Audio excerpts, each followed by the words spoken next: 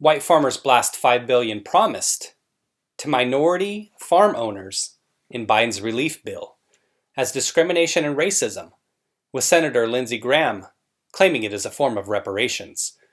White farmers claim $5 billion promised to minority farmers in Biden's $1.9 trillion COVID relief package is a form of discrimination. It's coming from the Biden administration. What would you expect? They slammed the Emergency Relief for Farmers of Color Act as racism. They came up with a name for this thing. Emergency Relief for Farmers of Color Act. ERFCA. ERFSA? ERFSA? Usually they come up with some better acronyms, don't they? The bill provides $4 billion in direct payments to farmers of color. $4 billion. These payments will cover up to 120% of outstanding debt.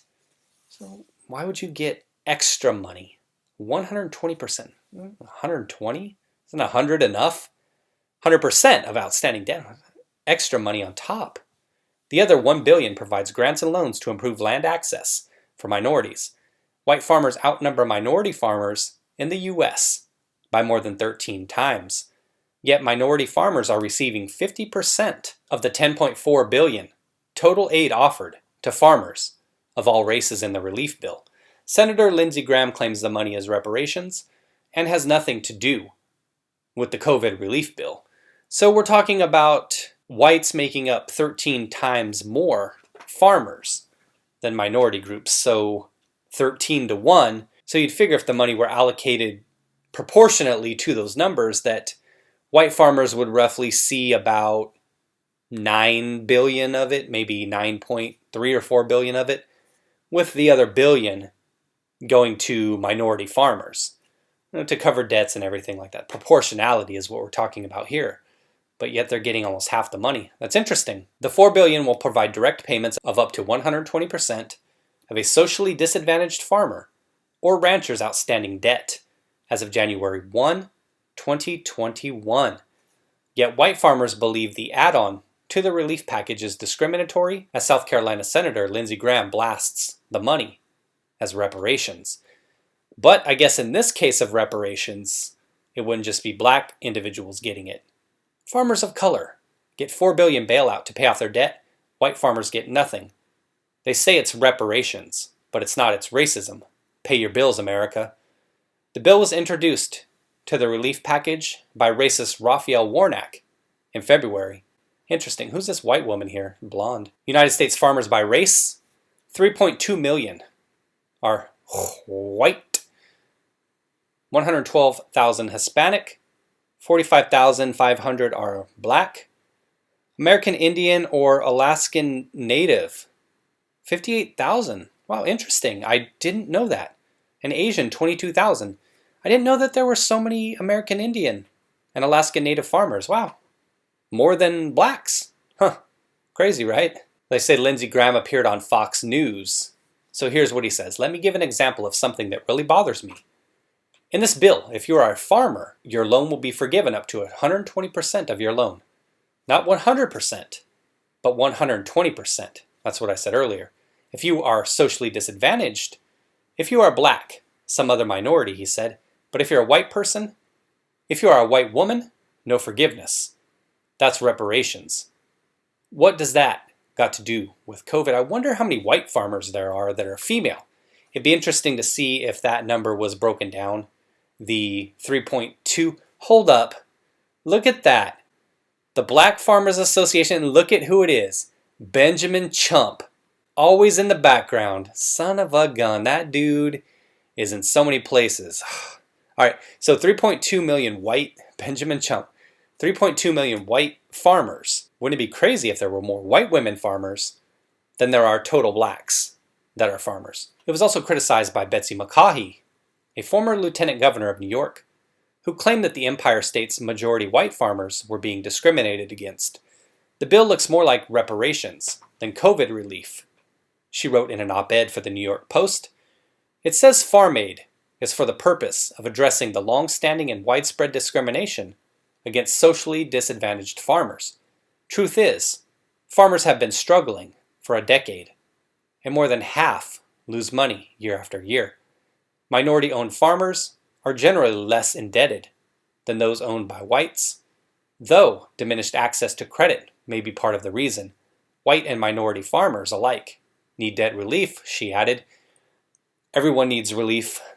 There's got to be more equity in it. It's what I always say. It's amazing how a leftist sees things, or a Democrat, if you want to say that. They see things through only the lens of, how can we give only these people an advantage? And as I've talked about long ago, it's a totem pole, right? The victimhood totem pole. I've heard others call it the victimhood Olympics. Same thing. It's why individuals get into certain Ivy League colleges with lower credentials, and why the Biden administration tossed out the Trump lawsuit against those. Again, favoring certain groups over others. Here, same thing. Instead of helping everyone, which is always what I'm an advocate of, helping everyone who's struggling, let's only help individuals based on their skin color. Way to go, guys. Angered white farmers also took to social media to hit out at the bill after the package was passed, as they claim that they are being discriminated against by not being offered the same loan forgiveness. Farmers of color, FOC, FOC, get $4 billion bailout to pay off their debt.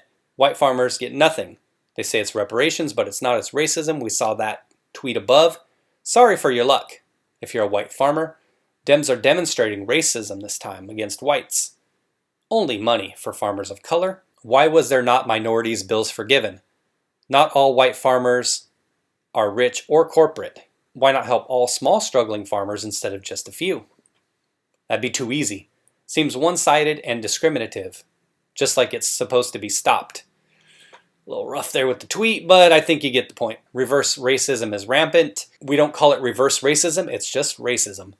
Ask the white farmers, simply amazing. I guess I'm just too simple-minded with all of this.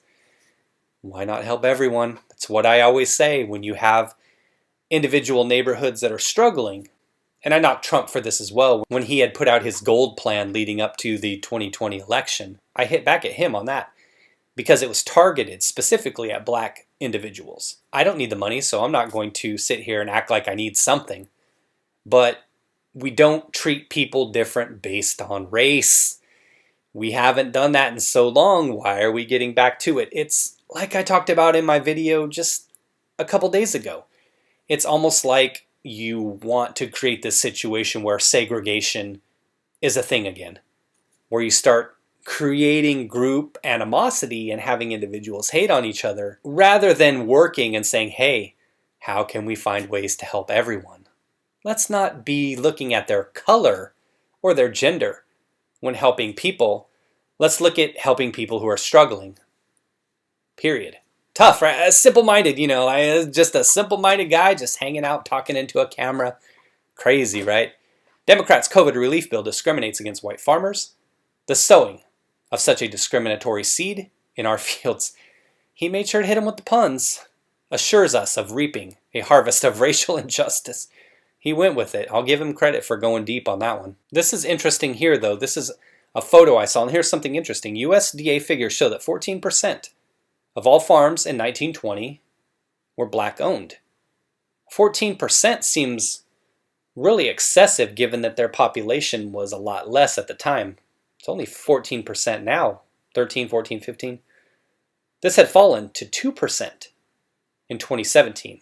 Pictured here is Lateef Dowdell, stands on land once belonging to his uncle Gil Alexander, who was the last black farmer in his Kansas community. Interesting. You know, there's a thought I had in thinking about this. Proportionality, you know, we don't want to say, oh, well, women have to be 50% in a particular field. Blacks have to be 14% in a company. Asians have to be 8. Latinos have to be 18. People make individual choices. Do you think a better way to go with this, and I get the debt relief piece, it should be applied equitably, as I've said before. But a lot of the money, I think, should be out there for outreach and for grants, not specifically aimed at blacks or Native Americans, as they talk about there, Alaskan natives. Why not set up grants to try to encourage individuals to get into farming. It's food, right? I mean, who needs any of that, right? In this country, we don't need any of that. Why not encourage individuals who may be perhaps thinking about it to get into it? Set up some kind of grant system for that, regardless of color. Or sorry, leftists, I can't be with you on that one because I'm not racist. I don't treat certain races or genders better than others. Sorry, leftists, I can't roll with you. If someone's a good person, I like to treat them the same. I don't sit here with the victimhood totem pole or the victimhood Olympics trying to treat people better based on their skin color or their gender or their preference. Can't roll with that. Illegal, unconstitutional, violates civil rights laws. It'd be interesting to see if there are lawsuits that come out of this. Does anyone ever listen to poor old Lindsay? Here they should file a lawsuit. Why do these farmers need more relief than others? Divide and conquer ends badly. Racism is wrong, no matter who it is leveled against. Taxpayer money. And we find out after the bill is passed, no representation, transparency. Surely they can sue. Can they? I don't know about this. This is wrong. I grew up in the States, and I know how all farmers struggle. This bill should be available to all farmers. This is wrong big time, and it's unconstitutional. Agreed. There you have it, everyone. Let me know what you think. Leftists embedding themselves within the Democratic Party to push their racist and divisive policies. Yum, yum, yum. I was a Democrat, raised a Democrat, a long time ago. I saw the writing on the wall leading up to Obama. Didn't think it would come this far, though. Thanks for watching, everybody. Take care and be well.